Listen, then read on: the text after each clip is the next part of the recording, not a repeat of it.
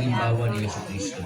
Kaya sa buong simbahan, sinisimulan natin ngayon ang mga mahal na araw.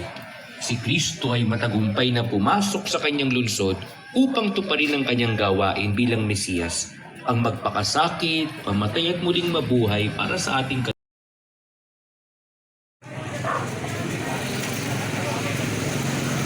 Sana sa anak ni David, Hari ng Israel, pinagpalang na paririto sa pintuan ng templo na dalanginan, nang mapasok matuluyan nitong haring nagtagumpay, taglayang kadakilaan. Sinong hari